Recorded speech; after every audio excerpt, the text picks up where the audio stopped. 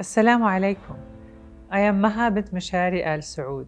Under the reign of His Majesty, custodian of the two holy mosques, King Salman, the Kingdom of Saudi Arabia has made remarkable and unprecedented political, social, economic, and developmental achievements.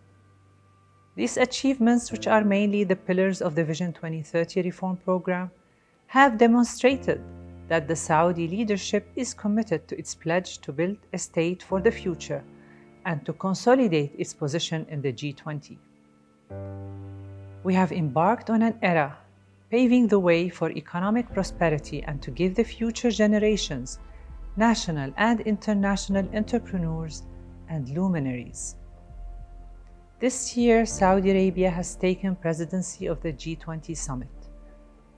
As lead co-chair for Migration and Young Societies, it is my role to work alongside some of the world's most renowned international experts that bring to us a wealth of research to help us formulate policy based on evidence.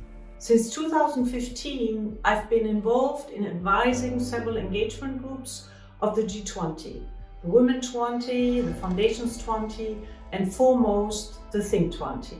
I'm particularly honored that this is my fourth year in co-chairing the Task Force on Migration of the T20. And I would like to congratulate the Saudi presidency and in particular the T20 presidency for its outstanding work and results. The G20 and thus the T20 only put migration and refugees as a topic on the agenda in 2015 under the Turkish presidency. The German presidency in 2016 again put a strong focus on this topic, of course in the light of the so-called European refugee crisis. Argentina continued to work on these related issues of migration with a special focus on gender and education.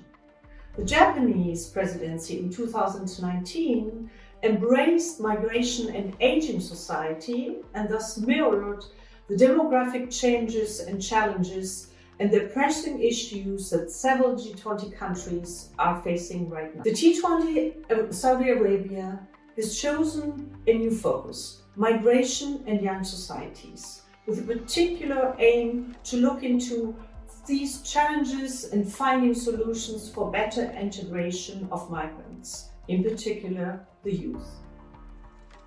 We all acknowledge that the year of the Saudi presidency is a special one, being overshadowed by the pandemic.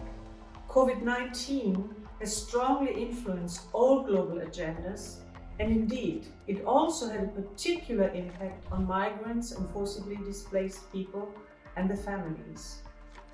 Many sectors depend on the availability of migrant workers. So during the lockdowns and travel bans, migrants started to move for many reasons, many of them not having access to healthcare back to their countries of origin, and nobody was waiting for them. Again, no healthcare, no education there. The challenges for the individual migrant workers were really bad.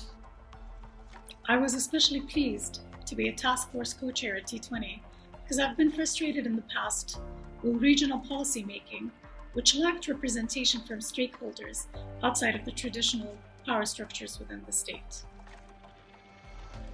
My academic work has focused on the integration of marginalized voices into the political arena and with the questions of social justice.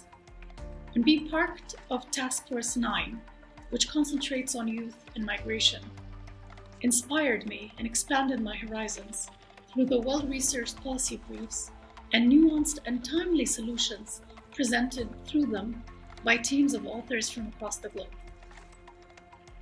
With the COVID-19 epidemic proving to us that we need global cooperation to find solutions for health, poverty, education, and the economy, the issues discussed and suggestions that were made through the work of this task force and others participating in T20 are now more pressing than ever, especially if we want to think about the integration of online and virtual solutions for refugee education and to provide urgent medical care for those who need it the most.